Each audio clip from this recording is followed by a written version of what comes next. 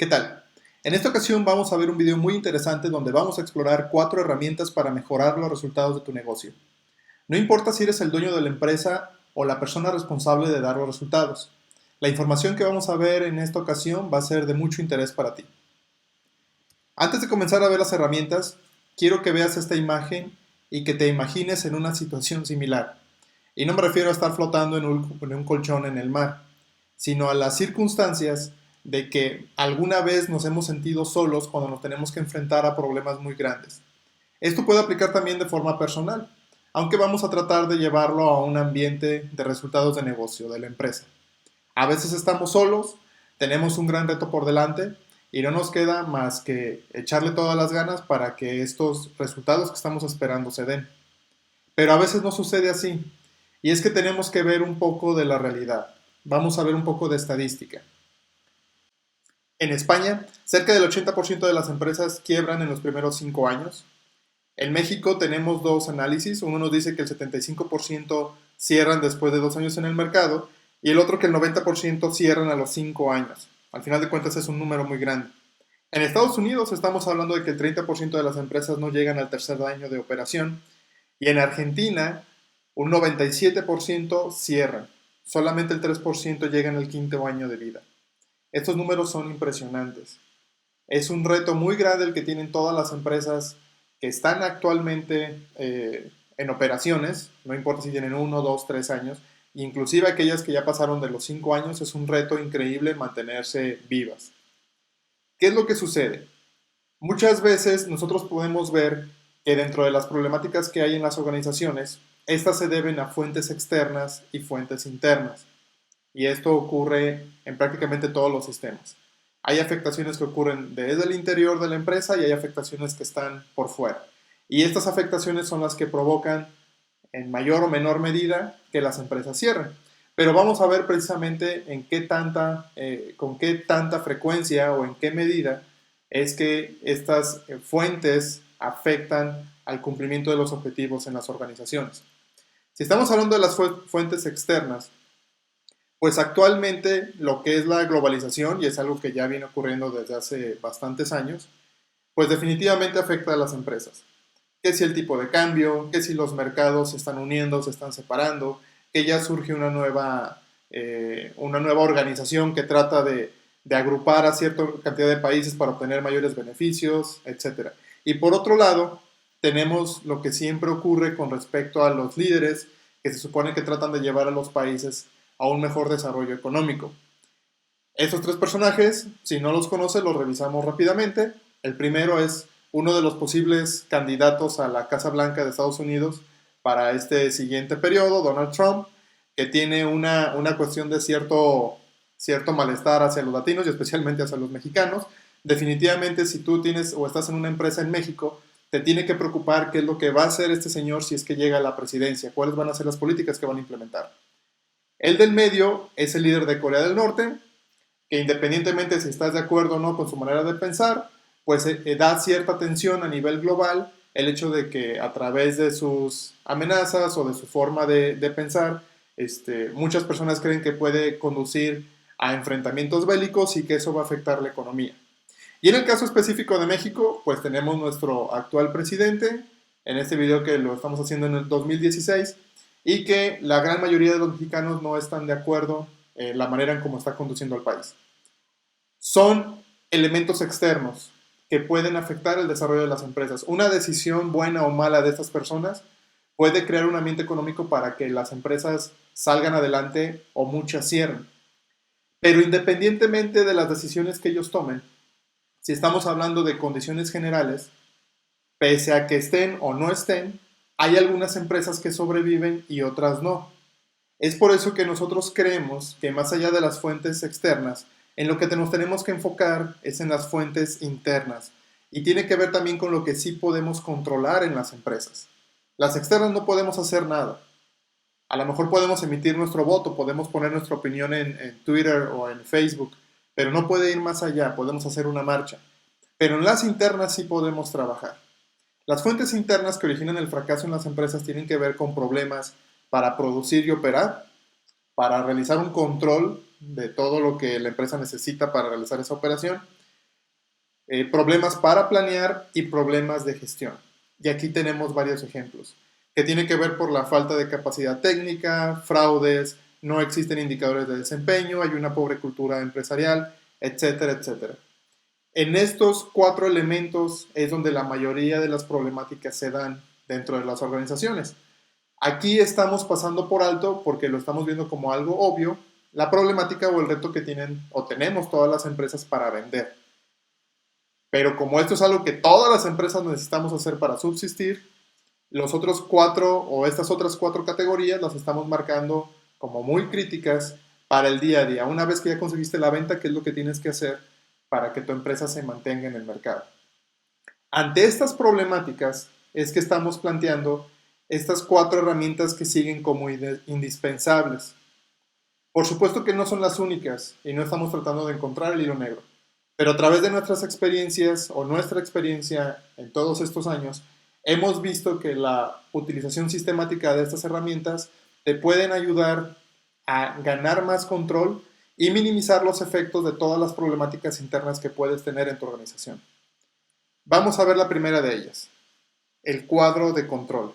Algunos lo conocerán como cuadro de mando y otros inclusive con su término más elegante que es el Balance Scorecard. Pero básicamente el cuadro de control es una herramienta para tener la información actualizada de tu negocio en tiempo real. Eso te va a ayudar a cumplir las metas y los objetivos, tomando en cuenta que se tiene que basar en criterios específicos de medición. Uno tiene que ser muy claro en los criterios. Y esos criterios los debemos de traducir en indicadores. Haciendo una breve pausa, vamos a ver de manera muy general y rápida las 4 herramientas. Posteriormente, algunas de estas herramientas ya tenemos videos muy definidos y muy detallados en el canal, y de otras vamos a ampliar un poco más con el paso de los días. Vamos a subir videos que hablen más a detalle de ellas. Pero básicamente, regresando al tema, esto es el tablero de control. Nos ayuda a tener información en tiempo real. Vamos a ver ejemplos muy puntuales. En un esquema convencional, esta tabla que estás viendo aquí se toma como un tablero de control, porque al final de cuentas nos está diciendo, en este caso, en vez de que yo tenga que investigar y preguntarle a ciertas personas cómo estuvieron las ventas, pues yo puedo hacer una tabla, por lo general en Excel, de una manera muy sencilla, donde pongo a todos mis vendedores y cómo estuvieron sus ventas por trimestre. Y yo puedo analizar de manera visual, aunque no tan fácil, cuál de esos vendedores tuvo mejor desempeño que otro. Lo que nosotros te estamos proponiendo es que tienes que ver que este esquema convencional de tablero de control, si es lo que tú estás llevando en tu empresa en este momento, no es suficiente. Tienes que llevarlo a algo todavía más visual. Y aunque ya lo hayas utilizado, el aspecto de utilizar gráficas, el aspecto de llevar gráficas, es lo que más te puede ayudar a determinar cómo está funcionando tu negocio. En este caso que estamos viendo el desempeño de Andrew Fuller, podemos ver cómo han estado sus ventas a través de los diferentes trimestres. Pero aquí lo importante que yo puedo observar, a diferencia, y me voy a regresar una diapositiva, a diferencia de esta tabla, yo aquí lo que puedo ver es cómo Andrew Fuller está llevando una tendencia hacia arriba con respecto a sus ventas, más allá que del trimestre 2 al trimestre 3 tuvo un bajón. La tendencia en general de Andrew en este año es hacia la mejora. Y la forma de traducirlo, el hecho de yo pasar de una tabla de puros números a una gráfica donde yo pueda verlo de forma visual, es mucho más sencillo, es lo que me va a llevar a tener un siguiente nivel de uso en mi tablero de control. Vamos a ver otros ejemplos donde vamos a aumentar un poco la complejidad. Esta es una captura de pantalla de nuestro canal, porque qué mejor manera de mostrarte cómo funciona un tablero de control que de la forma que lo hace YouTube, que la verdad es excelente. Esta es una captura de pantalla de una parte del canal donde te muestra los diferentes videos. Y yo podría decir que aquí puedo ver el desempeño de mi canal, porque de cada video me está mostrando cuántas vistas tuvo, cuántos me gusta, cuántos no me gusta, y así me da toda la lista. Pero como puedes ver, yo aquí no puedo ver tendencias, yo no puedo ver si estoy mejorando o empeorando, simplemente me está dando datos individuales de cada uno de los videos. El siguiente esquema de tablero de control cambia completamente la perspectiva. Está diciendo a través del tiempo, a través de X tiempo, aquí también es solamente una captura de pantalla de todo el tablero de control que ofrece YouTube, cómo va el desempeño del canal. Independientemente que yo haya tenido rachas malas en ciertos periodos de tiempo, yo puedo ver que la tendencia es que va mejorando constantemente. Y esto me ayuda a tomar decisiones. Esto me ayuda, si estoy hablando de un proceso, a tal vez a tener más paciencia, tal vez a decidir hacer una inversión, tal vez a decidir no tomar otro tipo de proyectos porque vemos que esto está funcionando.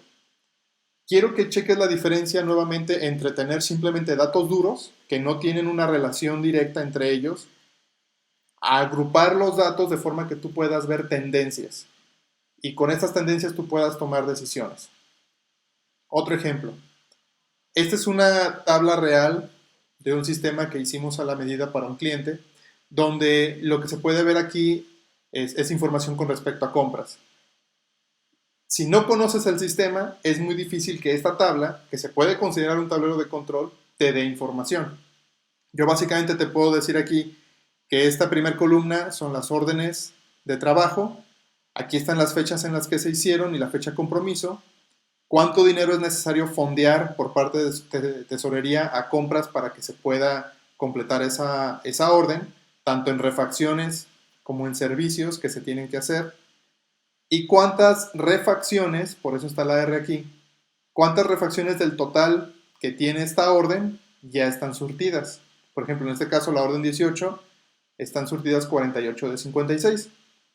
Yo puedo analizar línea por línea y puedo más o menos darme la idea si vamos bien o no. Pero vuelvo a lo mismo, tendría que estar revisando cada una de las líneas. Esta solamente es una captura de pantalla de decenas de líneas, decenas de ingresos. ¿Cómo puedo esto traducirlo a algo que realmente me diga cómo va el departamento? Esta gráfica también es real, aquí puedes ver que es del 2016. Es una combinación muy interesante que puedes llevar ya a un nivel mucho más elevado de tablero de control. Por supuesto, en este esquema está automatizado, pero también lo puedes hacer si tienes cierto tipo de habilidad en Excel. Esto también se puede hacer, aunque te lleva obviamente más tiempo que en un sistema automatizado. Pero aquí lo que quiero que tú veas es que esta gráfica nos muestra lo que producción está ingresando de requerimientos, es la línea azul, lo que ha ingresado al almacén de lo que se compró, es la línea roja, y lo que compras ha cotizado de la línea azul, o sea, de lo que pidió producción que ha cotizado compras. Por lógica, las tres líneas, para que yo pueda entender si el proceso va bien o no, deberían de estar alineadas, porque significa que todo lo que ya pidió producción, ya lo coticé y ya entró al almacén. Y como puedes ver en esta gráfica, hay desfases. Estas son las semanas, lo que tenemos en la línea X. Expliqué esto en 3-4 minutos y tú puedes ver de una manera muy sencilla si el departamento de compras en esta empresa va bien o va mal. Y eso es lo que le da realmente un valor agregado a un tablero de control, que pueda decirte de una manera muy breve si vas bien o no. Si yo te muestro la tabla que está anterior y te digo, ¿cómo va esta empresa? ¿Bien o mal? Y aunque te haya explicado, tú tendrías que ver línea por línea y a lo mejor con una calculadora tratar de hacer cuentas para poderme decir. Aquí tú ya estás tomando en este momento un juicio de acuerdo a lo que te expliqué para decirme si el departamento de compras está cumpliendo o no las expectativas del departamento de producción. Más adelante vamos a ver en otra de las herramientas un análisis más detallado de esta gráfica. Pero lo que yo quiero que te lleves de esta primera herramienta es que si vas a utilizar un tablero de control tienes que pensar en el último paso, que es llevarlo a un aspecto visual donde puedes combinar diferente información de diferentes departamentos para dar una información mucho más detallada, y disculpa la repetición de tantas veces de la palabra información, pero dar información más detallada tanto a ti como dueño de negocio o gerente y a tu personal para que puedan tomar decisiones. Bueno, la metodología para implementarlo a grandes rasgos, tenemos que definir las prioridades, establecer objetivos, te recomiendo que veas el video de objetivos SMART para que veas cómo se establecen, definir indicadores de desempeño, también tenemos un video de esto, y realizar una tabla de seguimiento, de tal manera que yo pueda saber que se está llevando de una manera correcta la medición constante de este tablero de control. Vamos a ver la segunda herramienta y esta es la evaluación de desempeño. La evaluación de desempeño, y esta es una definición convencional que puedes encontrar en internet, creo que inclusive está en Wikipedia esta, es que es un sistema formal, pero lo que me interesa que veas es que dice que es para medir las obligaciones laborales de un empleado y nos sirve para ver qué tan productivos son los empleados. Desde mi punto de vista, esta es la manera antigua, y antigua me refiero a hace 10, 15, 20 años, de ver la evaluación de desempeño. Y se enfocaba exclusivamente en las personas y ver si las personas te rinden o no. El concepto que nosotros manejamos es que es un sistema que permite determinar áreas de oportunidad en procesos clave de negocio, los cuales se pueden dar a un nivel del personal, áreas de oportunidad con la gente, la forma en que se está trabajando o la cultura de la empresa. No es exclusivamente evaluar a una persona o de forma individual, sino estás evaluando toda la organización. Ahora bien, una evaluación de desempeño debería balancear la evaluación de objetivos y el nivel de vivencia de los valores de la empresa. Básicamente nos referimos a que no solamente es cumplir con el trabajo del día a día, sino hacerlo de tal manera que no pases por encima de tus compañeros para lograrlo. Tienes que tener balanceado lo que es la parte de los objetivos con cómo me llevo con los demás. Y puede ser que esto estés de acuerdo o no, pero la realidad es que a nadie le gusta ir a una empresa solamente para cumplir resultados. Quieres pertenecer a una comunidad, quieres pertenecer a algo, y qué mejor de ir a un lugar donde te lleves bien con todos. El punto 2, que debe de tener una evaluación de desempeño, es eliminar la subjetividad en las evaluaciones convencionales. Y la subjetividad significa que ya no se debe de depender del jefe y que el jefe, a través de un dedazo y de las típicas palabras de tal vez, pienso, estimo, posiblemente, a lo mejor, sea como esté evaluando al personal. Consideramos que debe de basarse en una autoevaluación, disminuyendo la carga administrativa del Departamento de Recursos Humanos. Las evaluaciones de desempeño a veces no funcionan porque precisamente los departamentos de recursos humanos, sobre todo en las pymes, no pueden hacer esa carga de trabajo porque ya están muy saturados. Entonces hagamos una evaluación de desempeño donde la gente se autoevalúe y de esa manera recursos humanos solamente coordine y no tenga que hacer todo el trabajo. Y por supuesto tiene que tener consecuencias, tiene que establecer consecuencias documentadas. ¿Qué significa? Que dependiendo del resultado de la evaluación es como la empresa va a proceder. Si la persona o el proceso necesitan ayuda, ya debe de haber estipulado un plan de trabajo para saber qué se tiene que hacer. Si la persona o el proceso van excelente, también debe de haber un plan específico para ver qué es lo que se tiene que hacer. Aquí esto es algo que también falta muchísimo. Nos ponemos a evaluar a la gente, pero no sabemos qué hacer con la que sale mal, más que simplemente jalarle las orejas, sin ningún plan que vaya más allá. Y tampoco sabemos qué hacer cuando las personas van excelente. Pensamos que eso simplemente es su responsabilidad y no pasa nada. La evaluación tiene que estar balanceada, y esto es lo que consideramos que es lo mínimo que debería de tener. Este es un ejemplo de una evaluación de desempeño enfocada a objetivos exclusivamente. Y como puedes ver, aquí estamos agarrando algo de la filosofía de un tablero de control enfocado en lo visual. Sin necesidad de que tú conozcas a las personas, y haciendo paréntesis, esta es una evaluación real, simplemente los nombres de las personas fueron modificados. Sin que tú las conozcas, tú puedes decirme a través de los colores quién está haciendo lo mejor que otras personas. Obviamente entre más verde tengas significa que vas mejor, entre más rojo tengas significa que necesitas más ayuda o que simplemente no te interesa cumplir con lo que la empresa está requiriendo. Esta es una manera muy sencilla, pero no nada más se queda ahí. Como te comentaba, una cosa es medir el desarrollo del trabajo del día a día, lo que tienes que cumplir mediante objetivos, y otra es que tú veas o la empresa vea cómo te relacionas con los demás.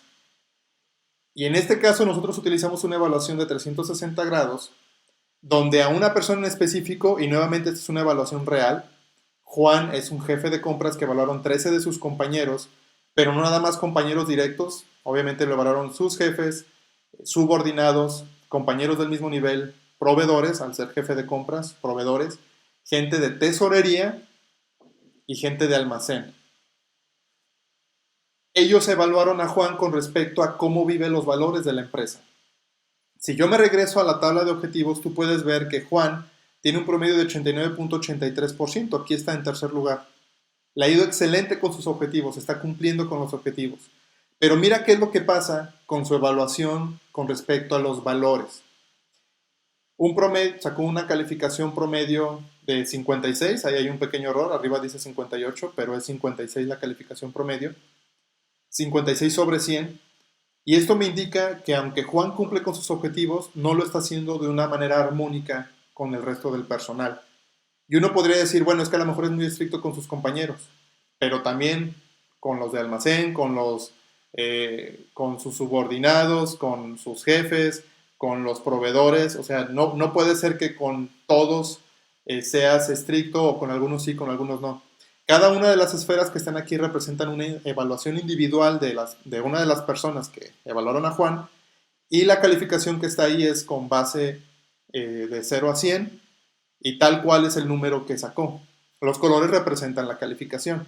Como puedes ver, solamente una persona lo calificó con 80, diciéndonos que está relativamente contento con la manera como Juan se desenvuelve en la vivencia de los valores. Pero hay calificaciones muy bajas. Esto lo que nos dice es que hay un desbalance en la manera de trabajar de Juan. Cumple sus objetivos, pero lo hace a costa de la relación con sus compañeros. Y lo que se tiene que hacer ahí es balancearlo. Por eso, este tipo de evaluación de desempeños consideramos que es más completa, ya que está viendo las dos aristas.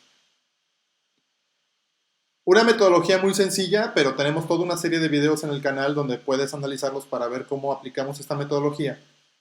Es definir los objetivos de la evaluación, establecer indicadores de desempeño, establecer cómo vamos a medir o cómo vamos a hacer la evaluación ya de manera detallada, porque una cosa son los indicadores nos ayudan para ver la cuestión del trabajo día a día, pero un instrumento de evaluación específico nos va a ayudar a determinar la parte de la vivencia de los valores.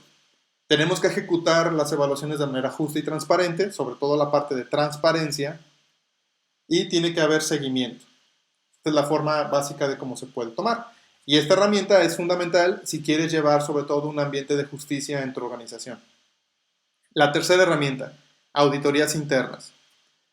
Como puedes ver, ya establecimos cómo vamos a medir el proceso y la gente con el tablero de control, lo empezamos a medir con la evaluación de desempeño y ahora ya podemos hacer auditorías. La auditoría es un proceso interno enfocado exclusivamente en verificar el cumplimiento de los procesos relativos al manejo de recursos clave.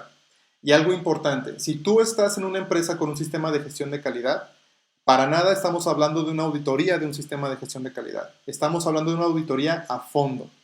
Cuando hablamos de los procesos relativos al manejo de recursos clave, estamos hablando, como dice en el segundo párrafo, a nivel de dinero, efectivo, especie, o sea, los productos, materiales, materia prima, producto terminado, el tiempo o cualquier otro recurso que afecte la rentabilidad. Esta es una auditoría donde nos estamos yendo a la yugular, porque el énfasis es buscar situaciones donde haya habido errores humanos, negligencia y dolo. Y por si tienes alguna duda, negligencia y dolo no es lo mismo. Negligencia es cuando tú ves que está ocurriendo algo malo y simplemente no te interesa, porque a lo mejor tu nivel de apatía es muy alto. Pero dolo es algo que tú haces planeado, que tú haces con alevosía y ventaja, que lo planeaste hacer así.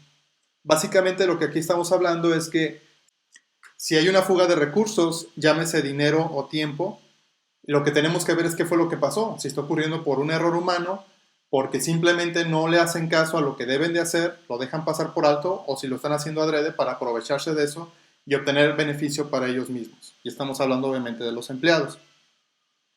Las áreas clave para realizar una auditoría es tesorería, la cadena de suministro que tiene que ver con producción, compras, almacén y logística, y el área de ventas. Todo aquello por donde pasa el dinero, por donde pasan los productos. Esa es la parte clave para realizar estas auditorías. Y para ejecutarlas, tienes que tener evidencia física de todo lo detectado, tienes que traducir todo a pesos, aquí todo tiene que llevar signo de pesos, y no necesitas ser un experto en el proceso propio del negocio, y te lo voy a demostrar con la siguiente gráfica. Tú mismo vas a ayudarnos a hacer una auditoría en este momento.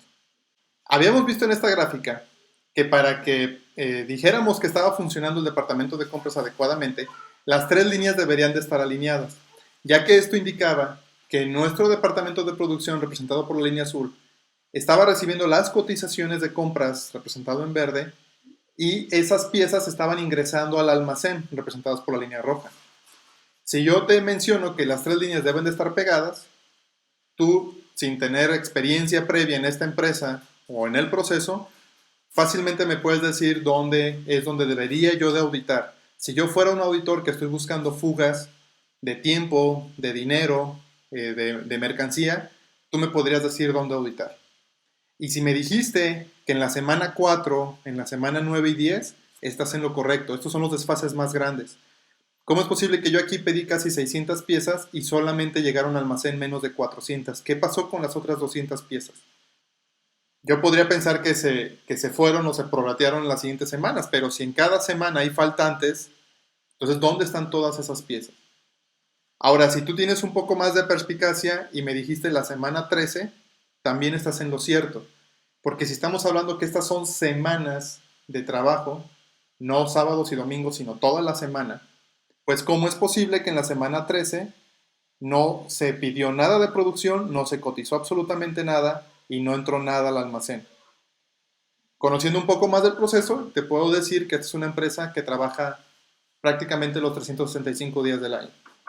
Entonces yo tengo que decidir si audito la semana 13 o la semana 3 y 4 primero, pero aquí tengo dos focos de auditoría muy claros. Ahora bien, puede ser que algunos me hayan dicho que la semana 21 es donde está el mayor desfase y es donde tengo que auditar. Pero al ser una gráfica en tiempo real, este desfase es normal porque son las piezas que acaba de subir producción y compras apenas se está poniendo al día aquí. Está comenzando a cotizar y a entrar al almacén lo que acaba de pedir producción. Digamos que esto es normal, pero lo que está aquí atrás y esta semana 13 es lo que tengo que auditar. Como puedes ver, la auditoría se facilita muchísimo si tienes un esquema de información muy claro dentro de tu organización. ¿Qué tengo que hacer para desarrollarla? Tengo que definir los objetivos de la auditoría, establecer consecuencias para los hallazgos, hacer un plan de auditoría, ejecutar de manera justa y transparente y darle seguimiento. Y el punto 2, las consecuencias para los hallazgos, es igual que con la evaluación de desempeño. Tengo que establecer primero las consecuencias antes de iniciar a auditar, porque de nada sirve que haga grandes hallazgos en la auditoría si el dueño de la empresa, si el director, el gerente general no sabe qué hacer. Y recuerda que puede ser en cualquiera de esos tres elementos: errores humanos, negligencia o dolo. ¿Qué va a pasar si encuentro cualquiera de esos tres? Es lo que se tiene que contemplar. Bueno, y el cuarto es la automatización de procesos. ¿Y qué es? Pues se trata de tomar procesos que ya están controlados y automatizarlos a través de un software especializado. Pero aquí la parte clave es que ya deben de estar controlados. El principal error que cometen las organizaciones es que tratan de comprar primero el software y a través del software tener el control. Y no funciona así. Primero tengo que tener el control antes de usar el software, si no, no va a funcionar. Yo puedo utilizar Excel, software ya hecho como Admin Pack, que tiene también sus limitantes, software hecho a la medida, que es algo que nosotros trabajamos, específicamente en el despacho, y los monstruos de software que ya existen en el mercado como SAP y otros tantos. Aquí te recomiendo, para no hacer extremadamente largo el video, que lo pauses para que puedas ver algunos pros y contras. Pero desde mi perspectiva, si ya tienes cierta capacidad y puedes tener cierto nivel de inversión, un software a la medida es lo mejor que puedes tener, ya que los otros dos tienen limitantes muy fuertes, tanto en seguridad como en cuestión de adaptabilidad, que te podrían bloquear un poco el desarrollo. Si tienes la inversión para comprarte un software monstruo tipo SAP, excelente, te recomiendo que lo hagas. Pero una buena manera de empezar es hacer software a la medida. Esta gráfica, que ya hemos visto en otras partes del video, estuvo hecha completamente a la medida y tú puedes ver lo fácil que es analizar el proceso así. Esta otra tabla es un ejemplo muy claro de cómo yo puedo fabricar específicamente lo que necesito medir para mi proceso que quiero controlar. Cada uno de estos elementos de estas categorías que están, no lo podría encontrar en otros softwares genéricos, como podría ser un admin pack. Entonces, el hacerlo a la medida es mucho más sencillo. Si yo compro un SAP, el SAP tiene es tan caro porque precisamente tiene muchas maneras de adaptarlo, pero de todos modos tendría que pagar a un consultor de la misma empresa que me está vendiendo el SAP para que lo pueda adaptar. Pero es algo que tú necesitas evaluar. Los requerimientos de implementación. Tengo que definir qué quiero automatizar. Puede ser todo mi proceso de negocio clave o puede ser solamente una parte de él. Establecer la mejor forma de hacerlo, buscar el proveedor adecuado y hacer un proyecto. Pero recuerda, esto es después de. Ahora, vamos a ver puntos clave para implementar estas herramientas. Antes que nada, el orden de implementación. Aquí están las 4 herramientas y las pusimos en este orden porque precisamente es como lo debes de llevar. Primero hago mis cuadros de control, hago mis indicadores, hago mis objetivos para poder evaluar mi proceso y a mi personal, para teniendo todo eso poder hacer auditorías y ya una vez que tengo todo controlado, hacer la automatización. A lo mejor del paso 2 me brinco al 4 porque ya quiero hacer las auditorías con el proceso automatizado. Podría ser. Pero los primeros dos son claves. Tengo que tener todo bien establecido en cómo lo voy a medir, a quién voy a medir, cuándo lo voy a medir, antes de automatizar. Tienes que tomar en cuenta eso. Este esquemita, así de sencillo como lo ves, es clave cuando tú quieres trabajar una mejora en el resultado de tus procesos de negocio. Tengo que definir las responsabilidades, qué, quién, dónde y cuándo. Básicamente es darle a cada quien la responsabilidad que le toca y poderle dar un seguimiento, que es la parte más importante de todo esto. El 100% del éxito de un proyecto depende del seguimiento que le demos. Y significa que tengo que aplicar constantemente las herramientas, estar en un estado de vigilancia permanente y aplicar el ciclo de mejora continua, que eso es tema de otro video. Pero el seguimiento es clave. Si no hay seguimiento, nada de lo que estamos viendo va a funcionar. Espero que este video te haya gustado. Por favor, compártelo si crees que a alguien más le puede interesar. Muchas gracias por el tiempo que le dedicaste. Espero que estas herramientas te sirvan y que te dé una guía de cómo debes o puedes trabajar en tu empresa para mejorar los resultados de tu negocio. Estamos en contacto y nos vemos en el siguiente video. Hasta luego.